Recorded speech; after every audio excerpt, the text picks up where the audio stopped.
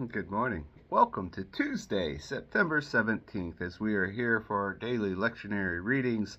Psalm 73, 21 through 28 is once again our psalm reading. Proverbs 25, 1 through 28 is our Old Testament reading. And Colossians chapter 3, verses 1 through 11 is our New Testament reading. And once again, with it being Tuesday, these are the readings that are reflecting back at what happened at church on Sunday. So let us take a listen in. We'll be reading out of the Living Bible today, Psalm 73. When I saw this, what turmoil filled my heart. I saw myself so stupid and so ignorant. I must seem like an animal to you, O God. But even so, you love me. You are holding my right hand. You will keep on guiding me all of my life with your wisdom and counsel, and afterwards receive me into the glories of heaven. Whom have I in heaven but you?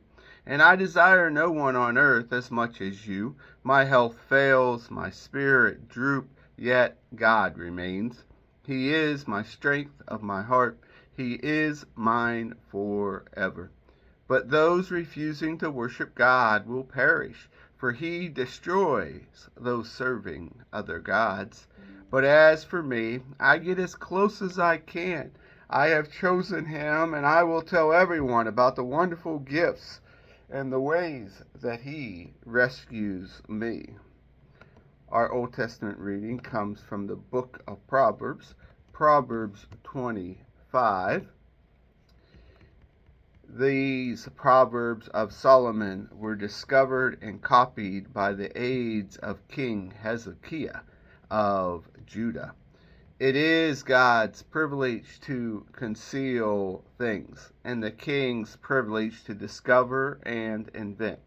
You cannot understand the height of heaven, the size of the earth, or all that goes on in a king's mind. When you remove dross from silver, you have sterling ready for the silversmith.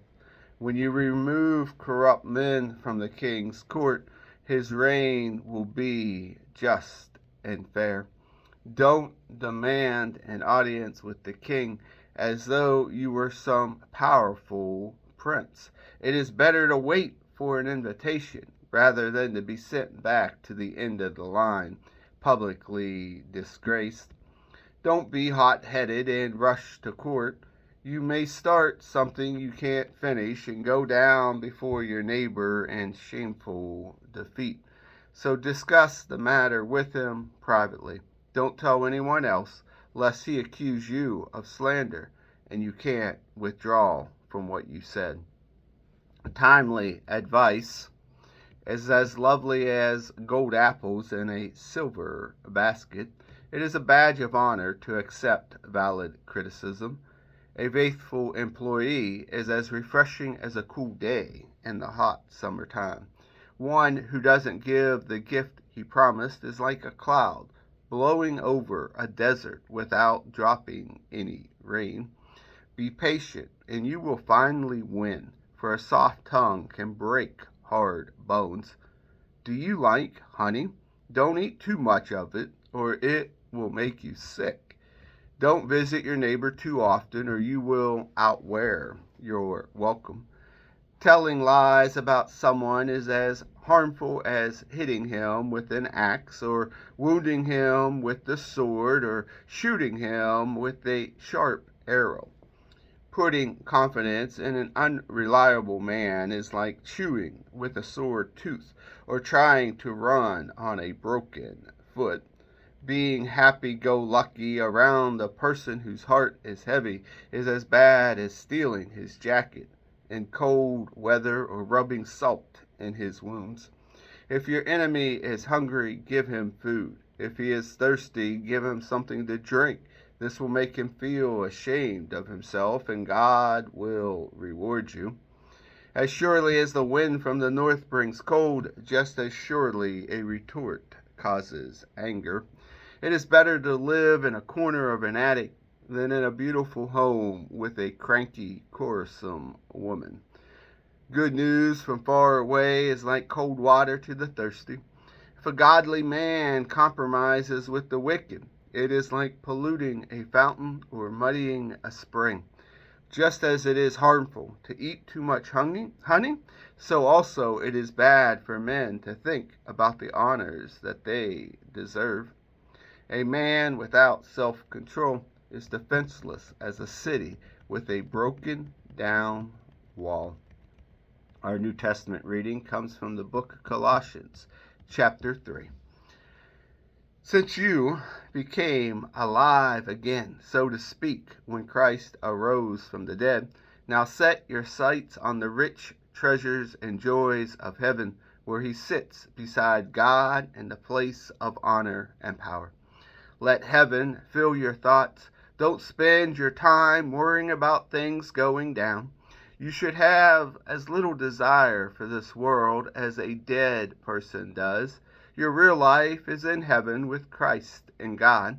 And when Christ, who is our real life, comes back again, you will shine with him and share in all of his glories.